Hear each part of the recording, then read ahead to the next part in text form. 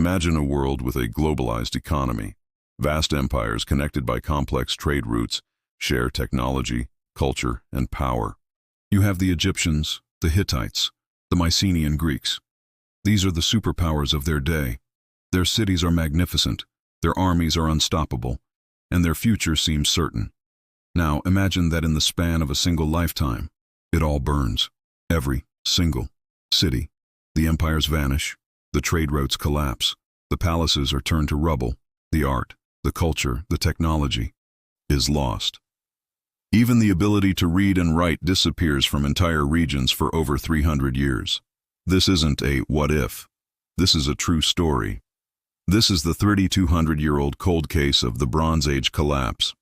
It is the single greatest cataclysm in human history, a dark age that swallowed the ancient world. For centuries, no one knew why. The only clue was a single terrifying name, recorded by the last great empire left standing, the Sea Peoples. Today, we are reopening the file on the single greatest murder mystery in history. Who were the Sea Peoples? Where did they come from? And did they really act alone? Or was this something far, far worse? Before we find the killer, we have to understand the victims. Because 3,200 years ago, the world was not primitive. It was advanced. Victim number 1, the Mycenaean Greeks. These are the heroes from the Iliad. Agamemnon, Achilles, Odysseus. They were a maritime power based in massive fortified Cyclopean palaces like Mycenae and Pylos. They were rich, they were organized, and they controlled the seas. Victim number 2, the Hittite Empire. Based in modern-day Turkey, this was the great rival to Egypt. They were a military superpower, the first to master ironworking. Their capital city, Hattusa, was one of the wonders of the world, a fortress of empires. Victim number 3, the Canaanites and the Levant. These were the rich city-states along the coast, like Ugarit. Think of them as the New York or Shanghai of their day. They were the center of all trade. All the tin, copper, grain, and gold in the world flowed through their ports. And then, there was the lone survivor. The survivor, the new kingdom of Egypt. Led by pharaohs like Ramesses II, Egypt was the oldest, wealthiest, and most powerful civilization on earth. They seemed indestructible. These were the giants of the Bronze Age, and in 1200 BCE they were all about to die. The collapse didn't happen overnight. It was a wave of destruction that lasted about 50 years, but when it hit, it was total. We go to the crime scene. Greece, the palace at Pylos, the home of the legendary King Nestor. Archaeologists found clay tablets, baked hard by the fire that destroyed the city. What did they say? The very last tablets are not poems. They are frantic military commands. Watchers are guarding the coasts. Send all rowers to the port. The enemy is coming. After that tablet, nothing. The palace was burned, and the entire civilization, including the art of writing itself, vanished from Greece for 3 centuries. We go to the crime scene.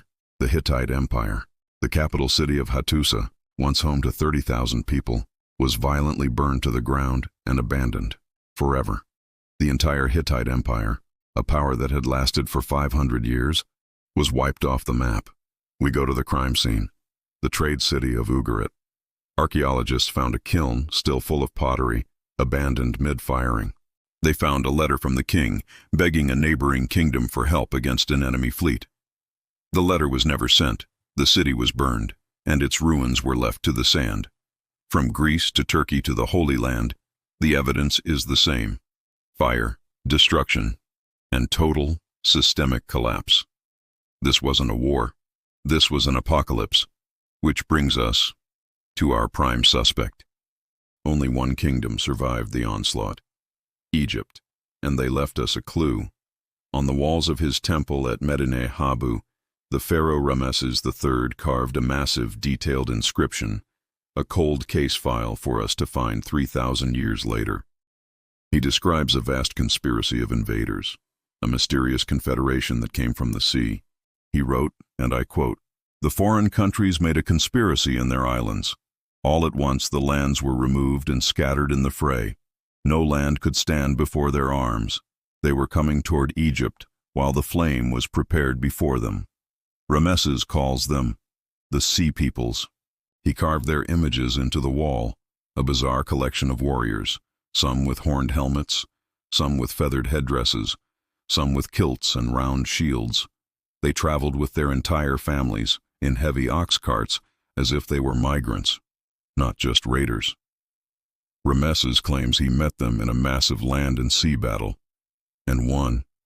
He saved Egypt, but the rest of the world was lost.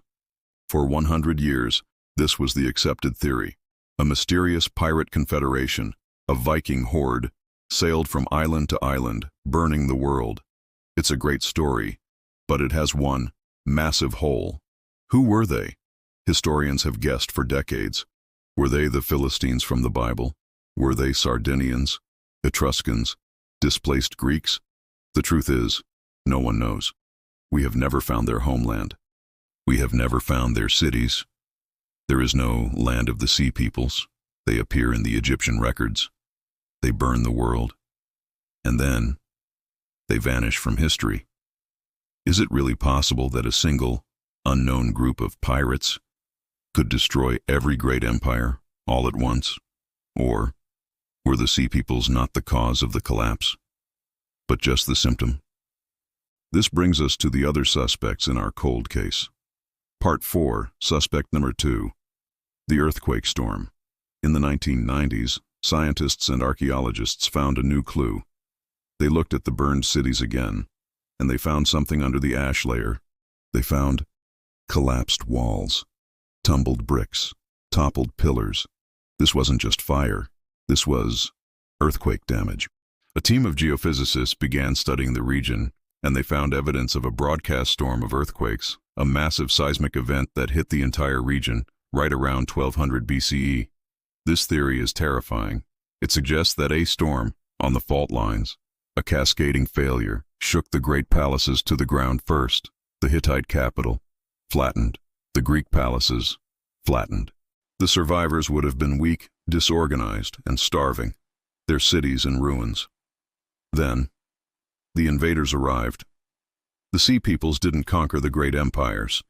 They just kicked down the door after it had already been broken open by nature. This theory is compelling. It explains the simultaneous collapse. But it still doesn't explain everything. Why did the trade route stop?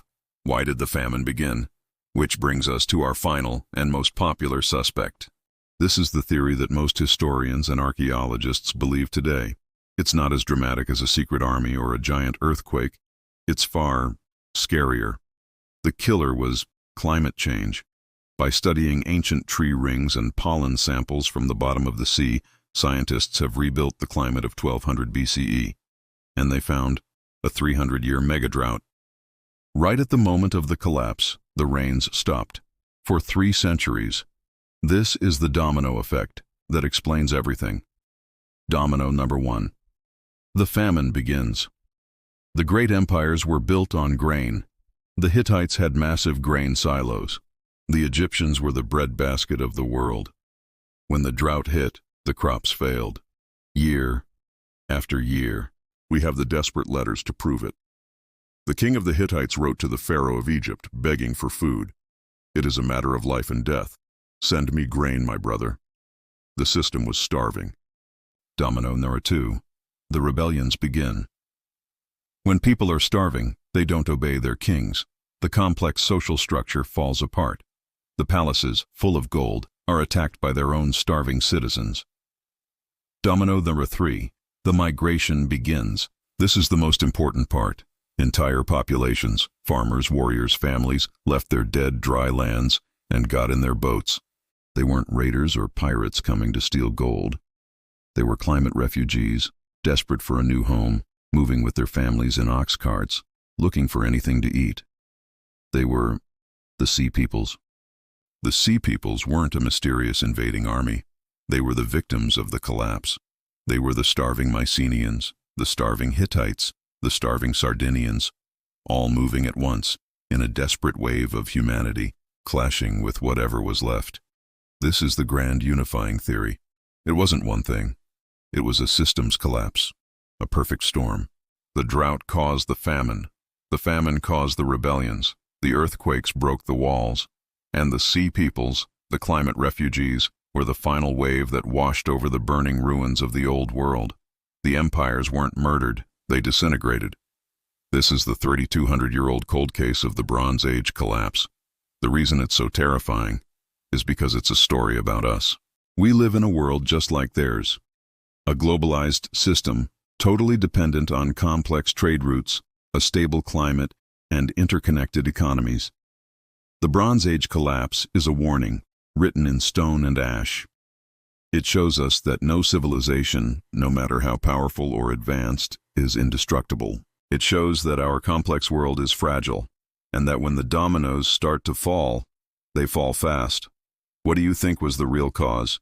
Was it the mysterious sea peoples, a natural disaster, or the climate collapse that set the world on fire?